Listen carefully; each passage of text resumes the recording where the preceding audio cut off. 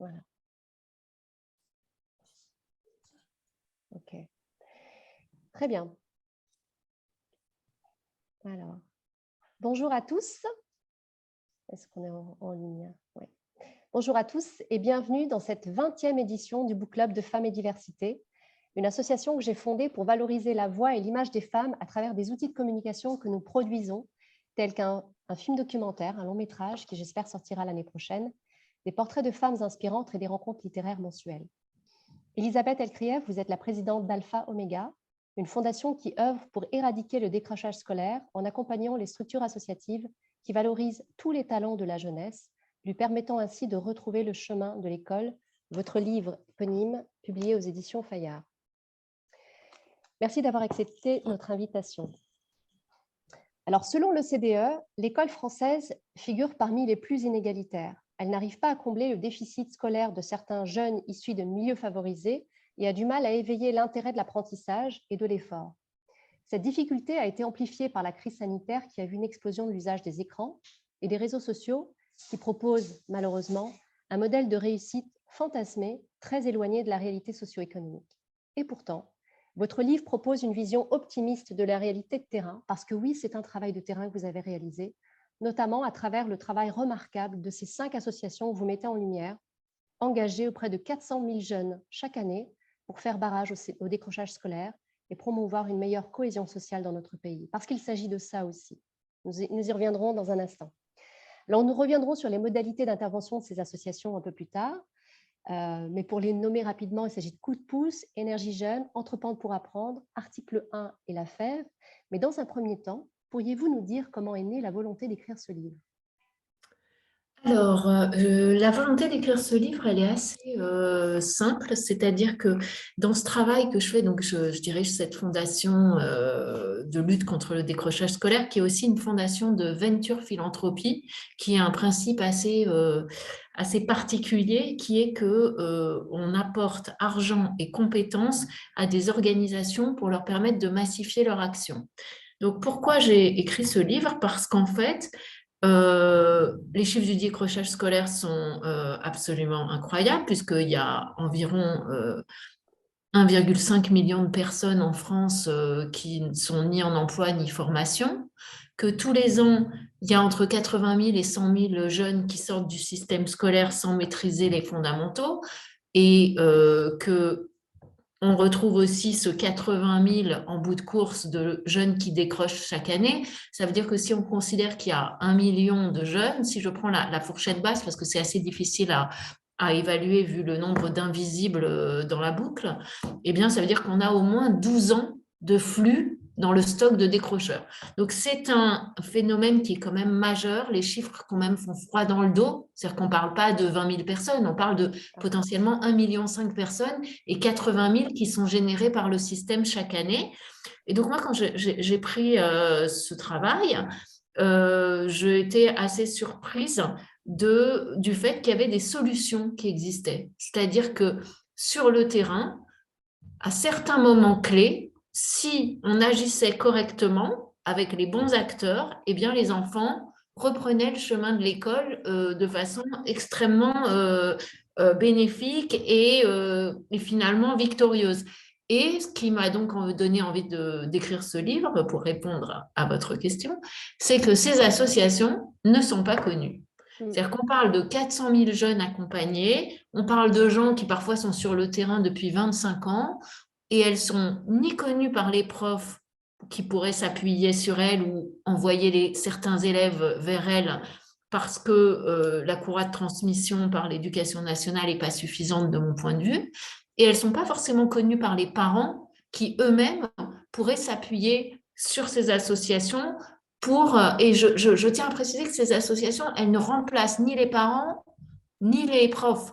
C'est justement un tiers éducatif sur lequel il faut s'appuyer parce que c'est tous ensemble qu'il faut se retrousser les manches parce qu'évidemment, un enfant, plus on agit auprès de lui tôt, plus il a des chances de réaliser son potentiel et d'avoir une vie extraordinaire, alors que quand les gens ont déjà décroché, c'est quand même un autre parcours. Et je trouve ça très dommage. Et enfin, je dirais que la Fondation a donc 2 axes, qui est la prévention, du décrochage scolaire, c'est où agir, quand agir, avec qui agir pour prévenir le décrochage scolaire. Et quand les gens ont malheureusement décroché, il s'agit là d'avoir une action d'insertion. Et là, on travaille avec les missions locales qui sont finalement l'organisme le plus complet en termes d'accompagnement social, qui, eux, ont les 1,5 million de jeunes, en tout cas qui ont 1 million de jeunes dans leur périmètre. Alors, c'est vrai que ce que ce livre pose aussi, c'est l'ampleur du décrochage scolaire. Et moi, j'ai appris, par exemple, qu'il y avait 2,5 millions de personnes en France qui n'arrivaient pas à déchiffrer et à lire correctement. Comment est-ce qu'on explique ce retard, ces lacunes en termes d'enseignement dans un pays, on va dire, moderne, développé? C'est quand même incroyable qu'il y ait qu'il y ait un taux d'analphabétisation ou d'illettrisme aussi important.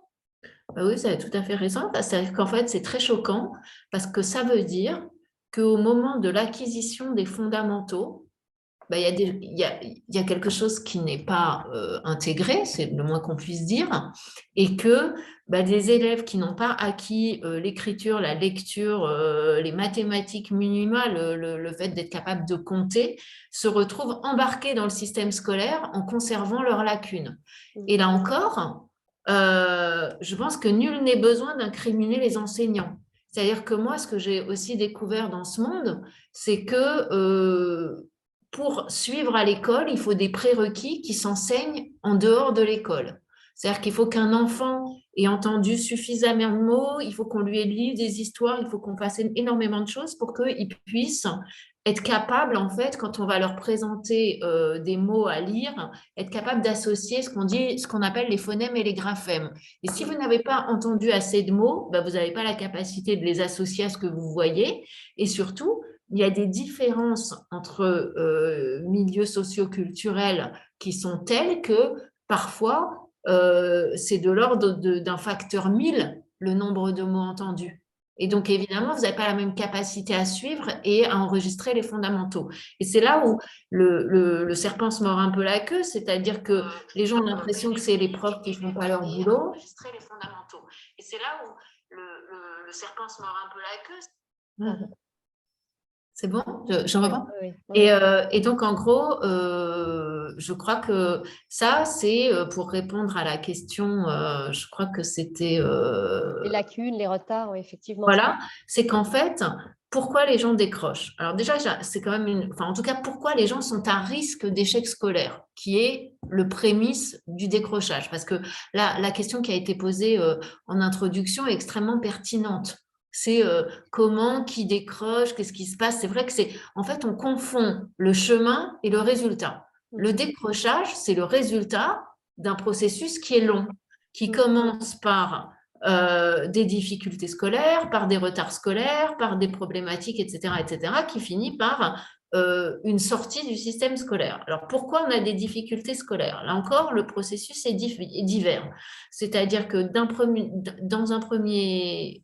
Moi, je mettrais à 80%, je dirais, ce sont des gens qui n'ont pas de problème psychologique, pas de problème neurologique, pas de problème de 10, mais qui ont une difficulté à avoir suffisamment appris les prérequis pour pouvoir suivre à l'école. Après, on reviendra sur ce que sont ces prérequis. Après, vous avez une vingtaine de pourcents qui sont liés à des problématiques quasi médicales, donc les 10, des problèmes de surdité, etc., etc. Et puis après, vous avez évidemment qui se greffent à tout ça les problèmes psychosociaux qu'énonçait Madame avec des enfants qui peuvent avoir vécu des traumatismes, etc. Mais le problème, c'est que ces problèmes psychosociaux ne sont pas la raison du décrochage. Ces problèmes psychosociaux sont la raison pour lesquelles ils n'ont plus la disponibilité psychique et physique de suivre à l'école. Donc, ils se retrouvent dans la situation de gens qui ne maîtrisaient pas un certain nombre de fondamentaux ou un certain nombre de prérequis, parce que pendant le temps où ils vivent leur traumatisme, ils prennent du retard, donc ils se retrouvent dans le clan des gens qui ont du retard. Donc, j'essaye juste de montrer que finalement, à la fin de la journée, que ce soit pour des raisons ou pour d'autres, on se retrouve avec un problème à régler qui est d'acquérir un certain type de fondamentaux pour pouvoir être capable de suivre à l'école. Et après, le deuxième point peut-être que je voulais mentionner, c'est que c'est dans le deuxième objet de mon ouvrage, c'était de faire comprendre aux parents et aux enseignants, de mon point de vue, qu'il y a des moments charnières dans la vie d'un enfant à l'école qu'il faut surveiller comme le lait sur le feu. Et c'est à ces moments charnières que le risque de décrochage scolaire est le plus important. Et de ce fait, si on le connaît, en fait, il faut que nous, en tant que mère, ou en tant qu'enseignant ou en tant que proche de l'enfant, on soit capable de vérifier que ces moments sont passés avec succès. Parce que ces moments scolaires non passés, ça veut dire qu'on accumule des difficultés, voire des incapacités qui vont de toute façon suivre. Absolument. Et puis aussi, il y a autre chose, c'est que évidemment, c'est des raisons qui sont plurielles, mais on a aussi, au niveau de l'ADN de l'éducation nationale en France, il y a un vrai problème de valorisation des parcours divers. C'est vrai que ce que vous mettez beaucoup en avant dans votre ouvrage, c'est que l'éducation nationale a du mal à repêcher des parcours qui sont en dehors des parcours académiques.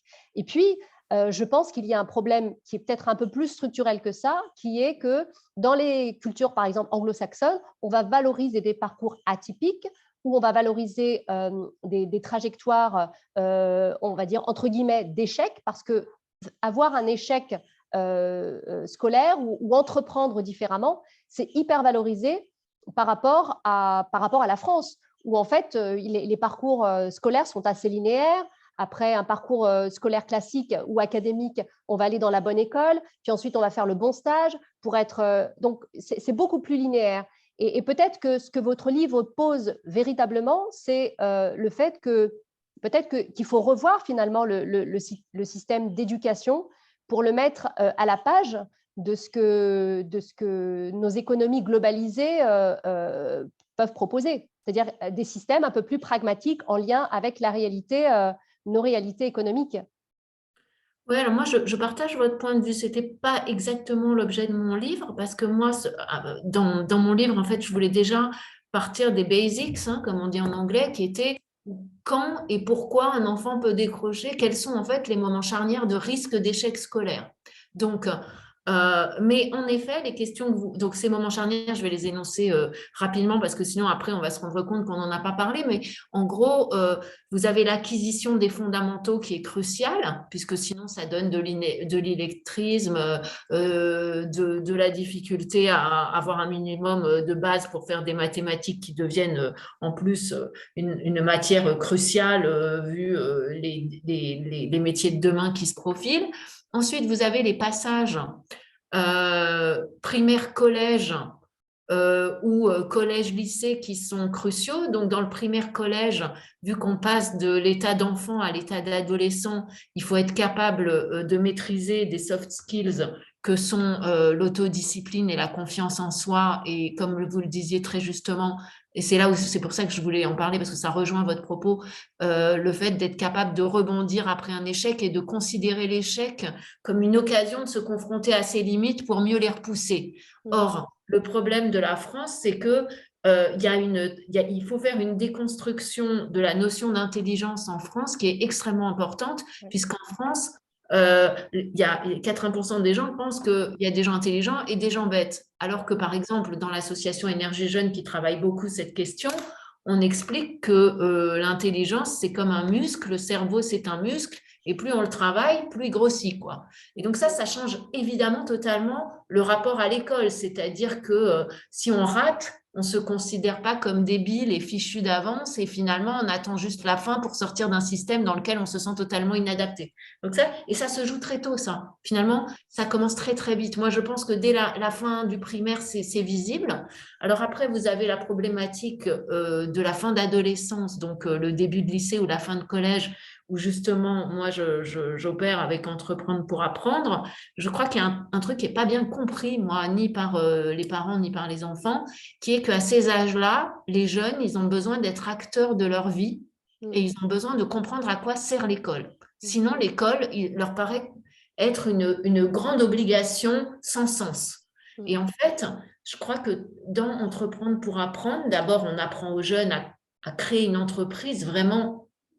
Et donc, avec une bonne idée et les bonnes méthodes, vous êtes capable d'accoucher d'une entreprise qui vend des produits. Vous découvrez les métiers de l'entreprise parce que vous êtes obligé de choisir votre rôle, etc., etc. Mais surtout, le plus important, c'est que vous apprenez la méthode projet, qui est que pour faire quelque chose, il faut que vous alliez chercher des ressources et des connaissances qu'on vous a fait apprendre, mais dont vous n'aviez pas compris l'utilité. Et typiquement, tout d'un coup, vous résolvez 2 problèmes d'un coup, qui est que le jeune a l'impression qu'il a eu, c'est son idée et sa mise en œuvre qui ont abouti, et donc il se sent acteur de sa vie, et ça le galvanise. Et ça, pour moi, c'est un moment charnière, parce que c'est pas vraiment conceptualisé, ce truc. Enfin, moi, en tant que mère, je l'avais pas compris. C'est en faisant ce métier éducatif que je l'ai compris. Et la deuxième chose, c'est que cet esprit d'entreprendre, qui va lui servir toute sa vie, il a été alimenté par des connaissances qui venaient de ses années d'école. Et typiquement,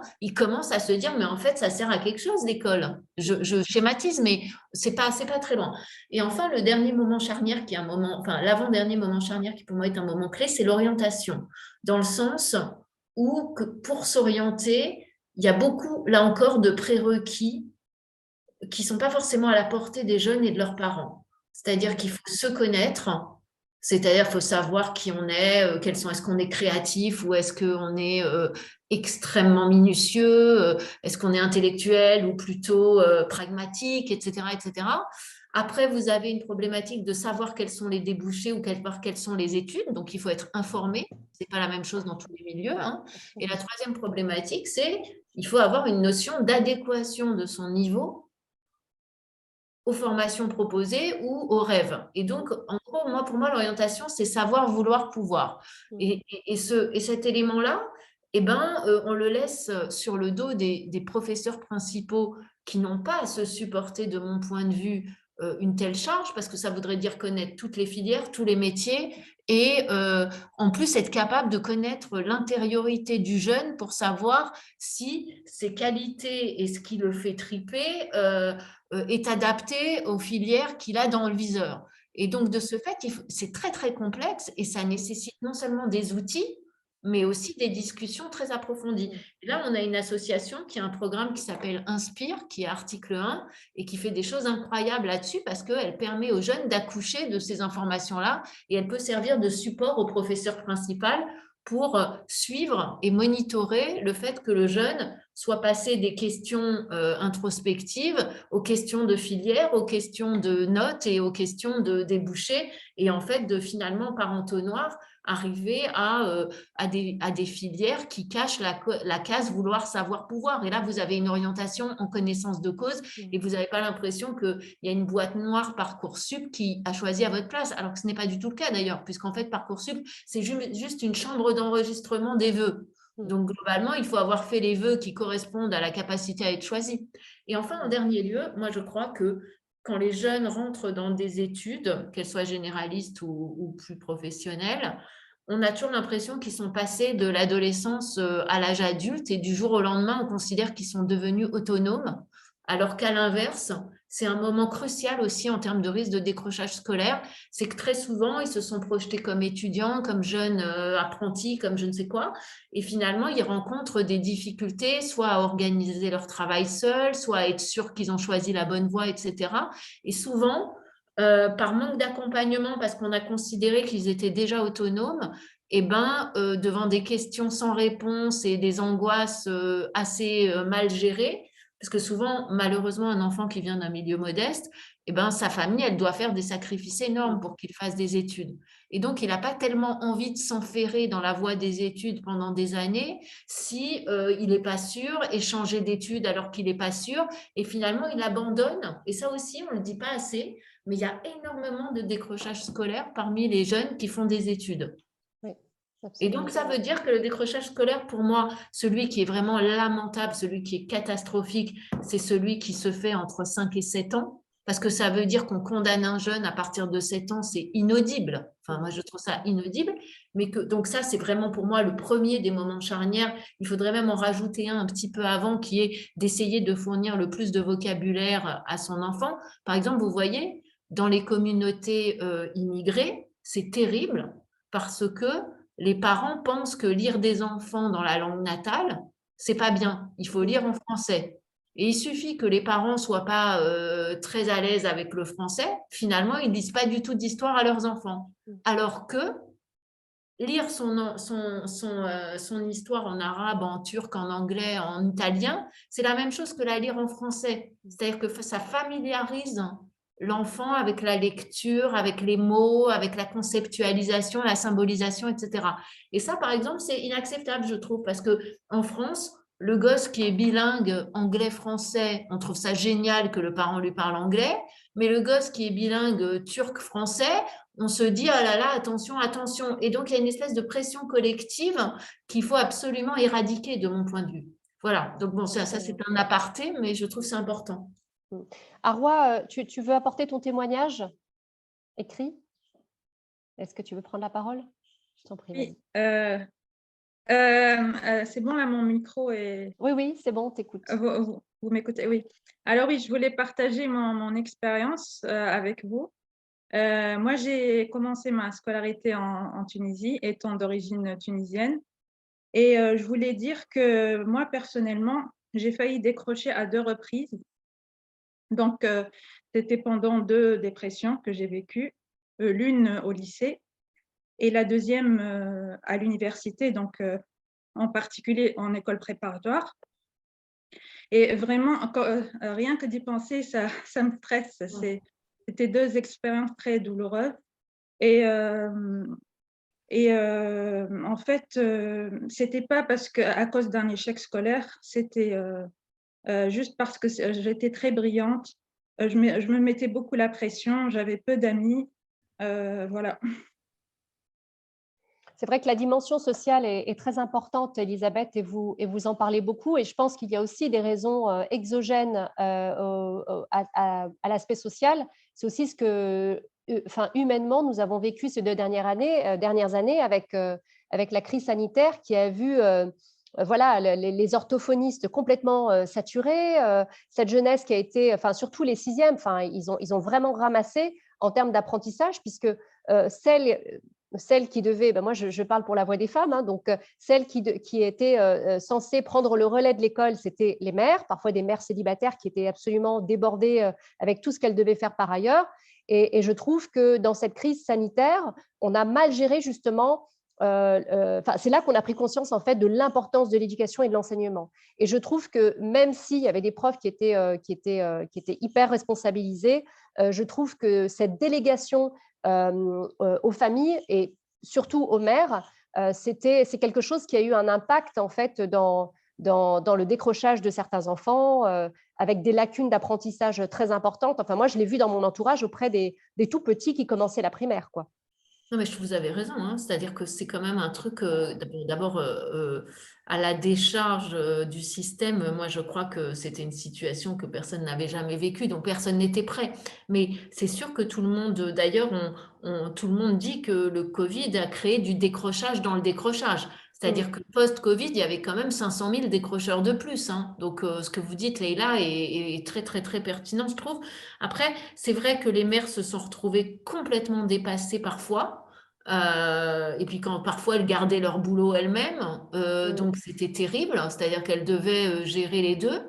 Et par ailleurs, moi je trouve que ça pose aussi un autre sujet que je trouve assez connexe, qui est que pour apprendre et pour aimer apprendre, il faut une interaction, il faut de la transmission, il faut de l'identification. Et finalement, le côté Zoom, etc. Et puis c'est intéressant aussi d'apprendre en groupe, avec le groupe. Ce que vous disiez, Arwa, est très juste, c'est-à-dire que quand on est enfermé dans sa propre pression, même si on est hyper brillant avec surtout, enfin en plus, personnellement, je connais beaucoup de Tunisiens et le niveau en maths est incroyable en plus. Donc globalement, vous deviez, j'imagine que vous étiez une flèche, une fusée, comme disent mes enfants. Mais mais ce que je veux dire, c'est qu'il y a cette dimension qui est que apprendre avec quelqu'un qui se soucie de notre niveau d'apprentissage, qui est capable de l'accompagner, etc., en plus, plus on monte en niveau, plus les pauvres parents, ils ne peuvent pas suivre, quoi. Même s'ils voulaient, ils ne sont pas au niveau. Et donc, et c'est là où je trouve que le rôle, je ne veux pas revenir tout le temps à mes associations, mais c'est un peu mon objet, c'est-à-dire que l'idée, c'est qu'on doit se faire aider par elles. C'est que la fonction de mentor, qu'on retrouve à la fois à la FEV ou chez Article 1, qui devrait être proposée à toutes les familles dont les enfants ont des difficultés, quelles qu'elles soient, que ce soit de timidité, d'ouverture, de confiance en soi, etc., de problèmes scolaires, elle devrait être proposée aux enfants parce que c'est des gens qui ont très, très bien pensé. C'est-à-dire que le mentor, c'est entre le grand frère et le prof. C'est-à-dire que c'est la personne qui est proche d'un point de vue générationnel, mais sur lequel on peut projeter des choses qu'on n'a pas autour de soi. Par exemple, l'étudiant qui vient à la maison, si personne n'a fait d'études, ça devient le cousin étudiant, comme quoi nous aussi, on peut devenir étudiant. Ou le mentor qui accompagne un jeune qui fait, par exemple, une prépa, alors qu'il est un peu déboussolé tant socialement qu'intellectuellement, etc., le rassurer, lui expliquer que tout le monde passe par là, qu'il est là pour le soutenir et l'emmener dîner 2 fois par mois pour être sûr qu'il se porte bien par rapport à sa prépa, etc. Donc, ce rôle de mentor, pour moi, c'est majeur. Absolument. Ce que vous mettez bien en lumière, je trouve, dans cet ouvrage, c'est comment finalement les rôles modèles, mais vraiment, ce n'est pas des rôles modèles qui sont inaccessibles, c'est des modèles identificatoires accessibles, sont très importants. Pourquoi? Parce que c'est des relais pour se projeter dans une vie professionnelle, qu'elle soit dans le monde de l'entreprise ou associatif ou peu importe, mais c'est aussi, ça crée une confiance sur le processus d'apprentissage et on se raccroche finalement à une personne à laquelle on va s'identifier, parce que cette personne-là ne va pas être dans le jugement, ça resserre le lien entre l'enseignement, entre les a priori qu'on peut avoir par rapport à l'éducation nationale et cette projection dans la vie active d'une certaine manière. Et je trouve que vous le mettez, grâce justement aux associations qui le portent, Entreprendre pour apprendre, je veux dire, c'est génial de pouvoir se projeter. Voilà, ce jeune qui porte un costume, qui se met dans la peau d'un entrepreneur, qui va vivre cette expérience.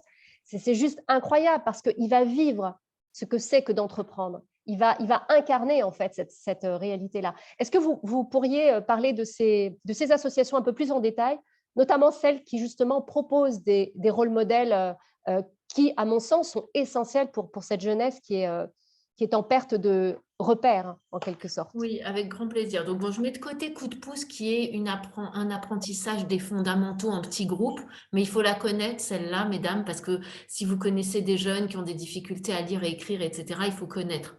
Mais si je regarde les autres, elles ont toutes ce rapport. C'est-à-dire que Énergie Jeune, donc c'est celle qui intervient pendant les années collège pour créer de l'autodiscipline, etc., elle intervient en classe où, globalement, à la fois, elle fait prendre confiance et elle fait prendre conscience de certaines choses que les jeunes font mal. Elle leur fait se donner des défis. Elle leur apprend comment effectuer ces défis et comment créer son autodiscipline. Mais comment elle fait? Elle projette, par exemple, de nombreuses vidéos de gens qui ont été, qui ont eu un niveau de difficulté jeune qu'elles ont su dépasser. Et donc, il y a déjà ces vidéos de sportifs, d'étudiants modèles qui ont failli décrocher, mais qui sont en même temps youtubeurs et étudiants en école de commerce, etc. Et donc, les enfants sont extrêmement éberlués devant ces modèles de réussite qui étaient parfois des cancres en amont ou qui croyaient vraiment ne rien valoir. Après, vous avez en effet ce que disait Leïla, Entreprendre pour apprendre au niveau du collège. Pendant que les jeunes créent cette entreprise, ils sont aussi au contact de mentors qui viennent de l'entreprise elle-même et qui les accompagnent dans la création d'entreprise et ils s'y voient, quoi. Vraiment, ils se sentent très, très proches des gens des entreprises. Alors que ces gens-là, ces gosses-là ne savaient absolument pas ce qu'était une entreprise avant le début de l'année. Vous voyez, à part peut-être l'entreprise où travaillait leur père ou leur mère. Mais sinon, ils en prennent conscience. Mais je dois vous dire que même des étudiants de grande école qui n'ont pas fait de stage dans des entreprises, ils ne savent pas, hein. En France, le lien entre l'école et l'entreprise, il est faible. Après, vous avez la FEV qui envoie un étudiant des quartiers dans des familles des quartiers pour aider des enfants qui ont été identifiés par leur enseignant. Et ça va de 5 à 18 ans. Et là, c'est vraiment une histoire merveilleuse puisque l'étudiant va 2 heures par semaine au domicile de l'enfant et il recrée une ouverture au monde avec l'enfant. Non seulement parfois il l'aide à faire ses devoirs, mais pas que, surtout il l'ouvre au monde, il l'emmène à la bibliothèque, il lui parle de plein de choses, il lui ouvre les écoutilles, comme on dit. Et l'enfant, en général, non seulement il adore son mentor, en plus, ça lui donne envie de plein de choses, mais surtout, le mentor, il recrée aussi un lien, et ça vous intéressera, madame, il recrée un lien avec la famille, puisque la famille doit être là. Et de ce fait, la famille peut commencer à voir son enfant autrement en comprenant comment gérer certaines difficultés, en comprenant que l'enfant n'est pas forcément en rupture, mais qu'il y a des choses qui n'ont pas été apprises, etc., etc.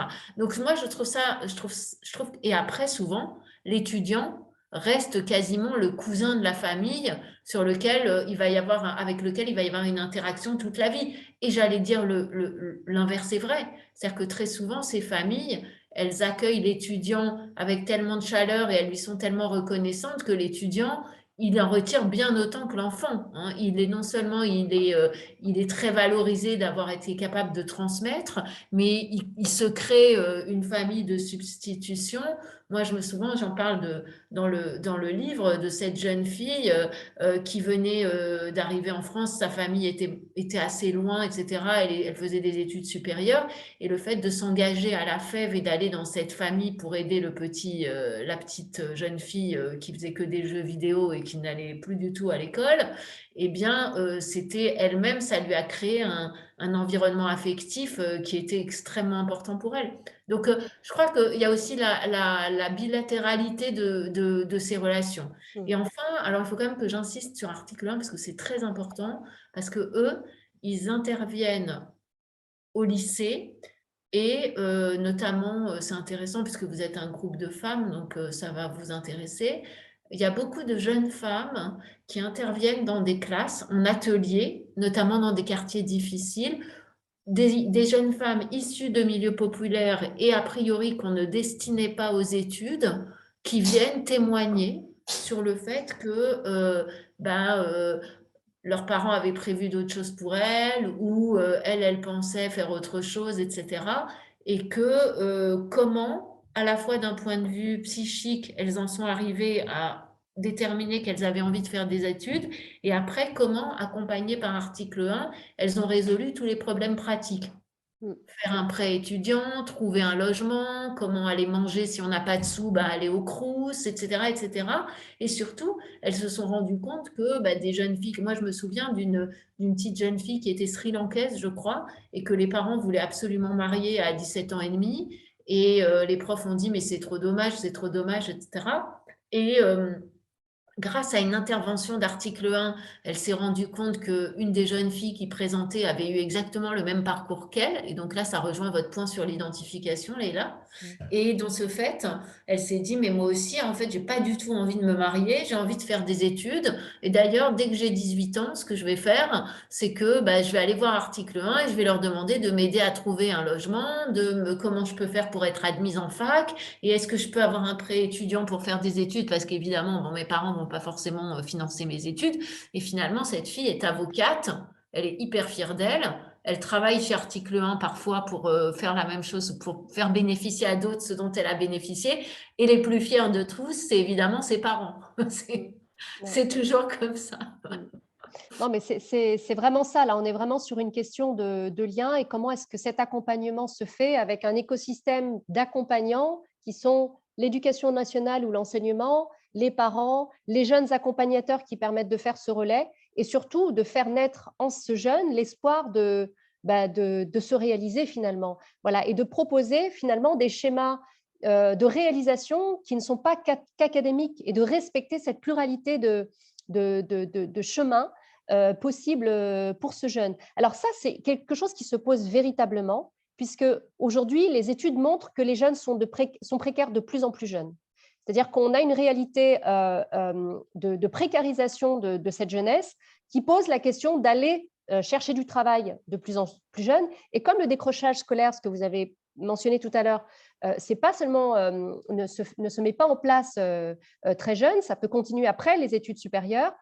Comment est-ce qu'on fait justement dans cette réalité très difficile de précarisation de la jeunesse pour les aider à se raccrocher aux études, à un modèle qui peut être qu'on peut considérer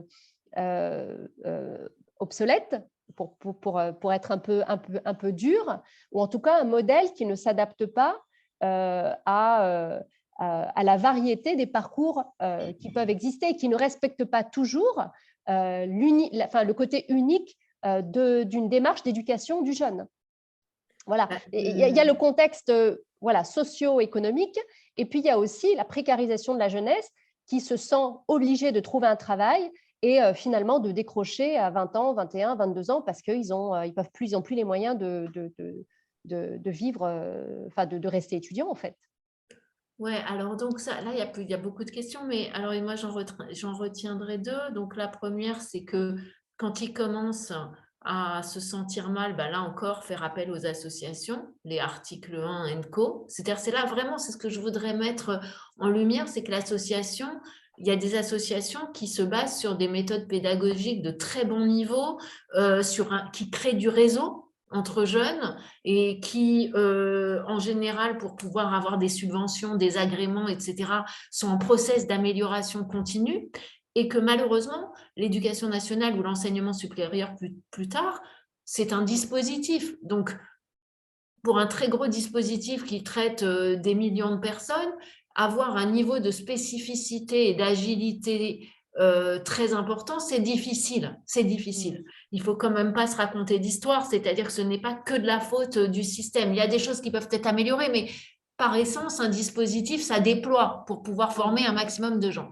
Et c'est là alors, où la si vous permettez, juste puisqu'on parle des dispositifs, c'est très compliqué parce que déjà, les parents, ils ne connaissent pas ces dispositifs. Niveau les choix, en fait, de faire intégrer tel élève dans ces dispositifs, ça dépend de l'avis seul du prof. Et encore, des fois, il faut qu'il y ait l'information. C'est un parcours de combattant. Ah, je suis tout à fait d'accord, c'est ce que je disais tout à l'heure. Il faut vraiment chercher, il faut vraiment être voilà, très réactif et c'est pas évident pour les parents, surtout dans certains milieux. Je suis tout à fait d'accord. Par connaissance du cause, on va dire. Oui, oui, et vous savez, nous, par exemple, la Fondation, on a publié un guide de Parcoursup, par exemple, de façon à ce que les gens comprennent comment se préparer, c'est-à-dire que là, vous avez tout à fait raison, mais ça rejoint, c'est le point que je faisais précédemment, c'est le fait que l'orientation, ça sort pas du chapeau, quoi. Il faut expliquer aux enfants comment s'orienter, qu'est-ce qui existe, et les profs, ils sont pas forcément au point. C'est-à-dire qu'eux-mêmes, ils ne sont jamais sortis d'une salle de classe, les pauvres. Et on leur demande de tout connaître sur le monde économique, quels sont les métiers d'avenir, les machins, les trucs. C'est n'importe quoi. Enfin, je veux dire, moi, si on me demandait de faire ça, et c'est mon métier, parce que j'accompagne ces associations, je serais quand même très, très circonspecte. Donc ça, c'est un des premiers points. Vous avez tout à fait raison. Et c'est là où je dis, il y a des associations dont c'est le métier. C'est-à-dire qu'elles recensent toutes les études, elles recensent tous les métiers qui vont avec les études. Il y a des films sur tous les métiers. Il y a des tests pour savoir à quoi on serait bon. Il y a des tests où on met ses notes pour savoir si même si on était bon, est-ce qu'on pourrait y prétendre, etc., etc. Sauf que personne n'en sait rien. Et c'est pour ça que je trouve que c'est important. Et la deuxième chose par rapport… Pardon ? Pardon. Ouais, c'est Agère, je voulais témoigner. Vous évoquez ces associations qui interviennent, j'en fais partie puisque moi, je suis détachée par le groupe EDF dans une association qui s'appelle Ingénieurs pour l'école. Donc, c'est un partenariat. C'est exceptionnel. Ouais, donc c'est 13 grands groupes qui ont créé, qui ont signé un partenariat avec l'éducation nationale et on vient renforcer justement tout le système éducation nationale et on vient parler des emplois, des métiers, du monde de l'entreprise. Et donc moi j'interviens depuis le mois de mai et j'ai eu des enfants qui ont accroché au discours, qui ont eu envie de rejoindre l'entreprise. Et pour autant, il y a des catégories d'enfants qui ne veulent pas être entre guillemets «sauvés», qui semblent dégager l'image de jeunes qui veulent rester dans cette posture de victimisation, dans cette bulle, de dire: «Vous rentrez pas dans ma bulle, je sais ce que j'ai à faire et je le ferai comme j'ai envie de le faire». Je suis intervenue dans une classe, de seconde, usinage pour les préparer très concrètement, hein, de façon très pragmatique au stage PFMP, c'est-à-dire des stages ouvriers, 2 à 3 semaines en entreprise. Donc le stage est prévu au mois de février. Aucun n'était prêt. Au bout de 45 minutes d'intervention, prof dépassé par les événements, je leur ai dit: «Bah, écoutez, vous avez pas besoin que j'intervienne, et je vais partir parce que vous avez pas besoin». Mais une posture fermée, négative, dans une bulle et parce que pour eux, ils seront techniciens d'usinage et c'est au monde extérieur de s'adapter à eux et ils ne feront pas l'effort de s'adapter à ce monde extérieur. Parce qu'en tant qu'enfant, garçon, et je suis désolée, je vais mettre un pavé dans la mare, mais je baigne dans cette culture-là. Les enfants maghrébins sont certains élevés comme des enfants rois.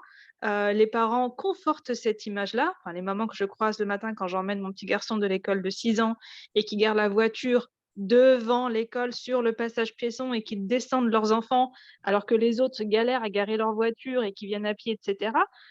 Il y a un phénomène culturel très important et il y a des gamins qui veulent être sauvés et des gamins qui ne veulent pas être sauvés et qui veulent rester dans ce phénomène de, entre guillemets, de victimisation, d'assister, parce qu'en étant assisté, eh ben, ça fera partie des populations qu'on va aider le plus. Et j'ai vu toutes les catégories d'enfants, des gamins qui sont ambitieux, qui ont envie de s'en sortir, qui s'appuient sur les associations, qui sont contents d'avoir une marraine ou d'avoir un parrain, des gamins qui réussissent malgré les difficultés sociales, malgré les difficultés intellectuelles, disant: «J'ai pas les capacités, mais j'y arriverai quand même. Je vais passer par STI 2D, puis je vais rejoindre une école d'ingénieur. Même si l'école d'ingénieur, elle est moyenne, ben, au bout du bout, j'aurai ma formation d'ingénieur. Je vais en baver, mais je vais avoir un».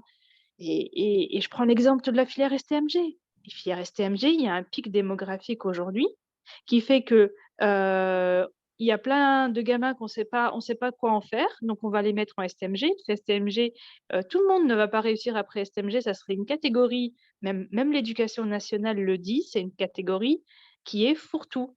Le pic démographique va être absorbé, la filière STMG disparaît. C'est l'avenir de la filière STMG. Donc c'est pour vous dire que même l'éducation nationale, elle est désemparée, comme vous dites, par ce qui se passe devant elle. Et les associations, ça suffira pas.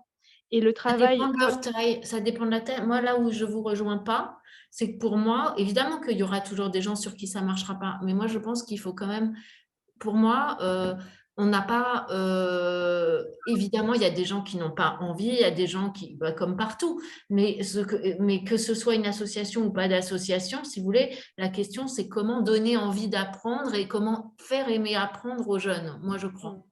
Alors, Parce que Wardia, c'est ce moteur-là qui est important. c'est vrai, je suis Wardia, d'accord. je te laisse la parole. Je réactive ton micro. Oui, alors je me permets d'intervenir par rapport à ce qui a été dit juste avant. Alors, je peux entendre le phénomène culturel lié, voilà, à certaines familles qui souhaiteraient que, enfin voilà, comment dire, qui encourageraient peut-être leur enfant à ne pas forcément s'inscrire dans de la régularité ou dans une autodiscipline.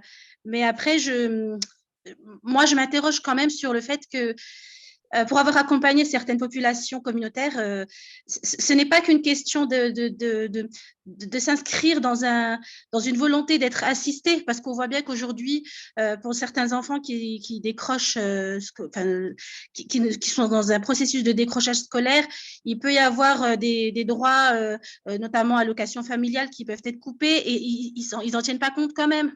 Ils se disent, ben, tant pis, même si les allocations familiales sont coupées, on s'en fiche. Alors, vous savez, Donc, si c'est je pas peux une. me permettre, vous savez, moi, nous, on a fait un sondage auprès de décrocheurs parce que souvent, beaucoup de gens parlent pour eux, mais ils ne parlent pas eux-mêmes, quoi. Oui. Et donc, on a interrogé les jeunes, et puis ce sera mon dernier propos, parce que j'ai un rendez-vous. Mais, et finalement, tous ces jeunes, c'était très triste, parce qu'à 90%, évidemment, vous allez me dire, il y a ces 10%, je suis d'accord, mais comme partout, comme dans tout phénomène, mais à 90%, ils regrettaient beaucoup de ne pas s'être appliqués à l'école, de ne pas avoir compris à quel point c'était important, à quel point on leur a pas fait suffisamment comprendre. Et globalement, et c'est ce que moi je reproche au système, c'est globalement, c'est de finalement favoriser le court-termisme au détriment du long-termisme. Je m'explique, comme disait Leïla, parce que je voulais quand même revenir sur ce que disait Leïla, que je trouvais fort juste, c'est que la précarisation des jeunes, elle est très importante, et en fait, très souvent, ils préfèrent abandonner les études dès que ça va pas comme ils veulent, etc. C'est pour ça qu'il faut les surveiller comme le lait sur le feu et favoriser le petit job, parce qu'au moins, ils vont plus avoir de problème d'argent à se serrer la ceinture pour tout, etc. Or, ce qu'ils comprennent pas, c'est que la logique des petits boulots, c'est qu'à 20 ans, c'est faisable, mais à 30, c'est très, très dur de passer son temps à faire 15 jours serveur, 15 jours je sais pas quoi, etc. Et donc, ça aussi, c'est un phénomène massif qui n'est pas forcément bien compris. Mais c'est ça, mais je pense que ce que vous dites, Elisabeth, c'est le fait qu'il y a une inadéquation, peut-être, un regard très différent sur ça sert à quoi que je fasse tout ça, parce que de toute façon, il y a un fatalisme. Et c'est ça qu'il faut essayer d'aller chercher, de corriger. Le dernier rapport de Fondation Jean Jaurès a montré que les jeunes, aujourd'hui, ont un rapport au travail qui est totalement différent. Ils cherchent un équilibre vie pro, vie perso. Ils ne cherchent pas le CDI à tout prix. Ils sont dans une quête de sens. Et je pense que valoriser justement les structures associatives que vous mettez magnifiquement en lumière dans votre ouvrage permet de mieux comprendre la réalité du terrain et la réalité de ces jeunes qui s'inscrivent différemment dans un lien au travail, qui se projettent dans la vie différemment de ce que nous, notre génération, du rapport que nous avons.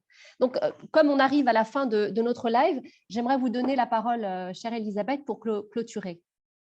Ah, merci. Wardia, vous vouliez poser une question? J'ai l'impression qu'il y a une main levée. Wardia, je crois qu'elle avait posé sa question, mais elle n'est pas D'accord. redescendue. Donc, Non, ce n'était pas moi. J'ai été juste intervenue, mais je n'ai pas posé de question. d'accord, pardon. Alors, donc, moi, ce que je voulais juste dire, c'est que ces associations qui font quand même des merveilles, parce que sincèrement, quand vous voyez le taux de succès, un enfant qui avait été repéré par son enseignant comme étant à risque de ne pas savoir lire et écrire, à 80%, il sait parfaitement lire et écrire après être passé par coup de pouce. Cet enfant qui se trouvait complètement nul, il se retrouve et qui faisait plus rien parce qu'il se disait de toute façon, c'est pas pour moi à l'école, il se met à être super bon, retrouver confiance en lui et surtout être capable de retarder une satisfaction de jeux vidéo ou de téléphone pour pouvoir faire ses devoirs en amont. Cet enfant qui pensait qu'il valait rien, il comprend qu'il peut devenir entrepreneur quand il veut et on lui donne des outils de business qu'on apprend dans les écoles de commerce. Et ces enfants qui ne se voyaient pas faire des études ou réussir, ils se retrouvent en passant par article 1 capables de choisir leurs études et de se faire un réseau de gens qui vont les accompagner toute la vie. Et donc moi, je crois que ces associations, nous, on travaille à ce que tous les enfants qui en ont besoin puissent en bénéficier. Donc aujourd'hui, chacune des associations, à chacun des moments charnières, elle couvre 10% de la cible. Et moi, je crois que tout le monde devrait avoir le droit d'en bénéficier. Mais pour ça, il faudrait que les parents demandent à leur collège ou à leur lycée pourquoi moi, il n'y a pas énergie jeune et entreprendre pour apprendre dans mon collège. Il faudrait que les profs, ils disent à leur principal, bah, écoutez, moi, je veux bien faire l'orientation, mais donnez-moi le truc article 1, que je puisse m'appuyer dessus parce que je n'ai pas envie de réinventer l'eau chaude, voire de rater l'éléphant, hein, etc., etc. Voilà. Moi, je crois on peut tous s'appuyer sur eux, mais on peut tous aussi être acteurs pour les faire connaître. Oui. Voilà, absolument. Nous avons tous, en tant que personnes, en tant que parents d'enfants scolarisés, la responsabilité de faire connaître justement ces associations qui œuvrent sur le terrain. Énergie jeune, coup de pouce, entreprendre pour apprendre, article 1 et AFEV, qui apprennent à nos jeunes à se réaliser autrement en les comprenant, en les tenant par la main, lorsqu'ils ont peut-être parfois la sensation d'être décrochés ou d'être laissés pour compte ou mis de côté par la société. Cet ouvrage ouvre la perspective de la réussite malgré le parcours du combattant que la scolarité peut représenter pour certains de nos jeunes. Et cette réussite, c'est surtout leur permettre de trouver leur place dans un monde en mutation. Ce que je disais tout à l'heure, le rapport de la Fondation Jean Jaurès nous montre à quel point cette jeunesse envisage un rapport au travail et à une quête de sens où l'équilibre de vie devient essentiel à leur épanouissement. Donc, j'invite toutes les mamans, toutes les CPE, toutes les écoles, mesdames, pour celles en tout cas qui travaillent dans le milieu scolaire, de le proposer à vos écoles, de le proposer aux bibliothèques locales, parce que c'est un ouvrage absolument nécessaire qui fait un état des lieux assez saisissant de ce qu'on doit corriger dans notre société pour donner l'opportunité à tous les talents de se réaliser. Voilà. Alors, la pub est déjà faite, Leïla, et le principe a été adoré. J'en ai parlé pas plus tard que la semaine dernière et j'en reparle le 14. Donc, c'est super. Et merci à vous, Elisabeth, pour ce sujet. Merci à vous toutes d'avoir pris le temps d'écouter et de discuter. Merci. Alors, on va proposer le livre. Invité, hein. Je vous en prie, on fait juste le tirage au sort pour offrir le livre à un de nos adhérents. Et là, c'est Aïcha Chaba, qui n'est pas avec nous aujourd'hui. Donc, Aïcha, ce livre est à toi. Et puis, pour ma part, je vous donne rendez-vous le 22 janvier pour parler du burn-out au féminin avec Céline Ma, qui va venir nous parler de son roman « Le jour où Maya s'est relevée », un très bel ouvrage qui parle du burn-out féminin. Merci infiniment, mesdames, d'avoir participé à ce club. Merci. Et à la Merci beaucoup. Merci. À bientôt. Merci beaucoup. Au revoir. Au revoir. Au revoir. Merci.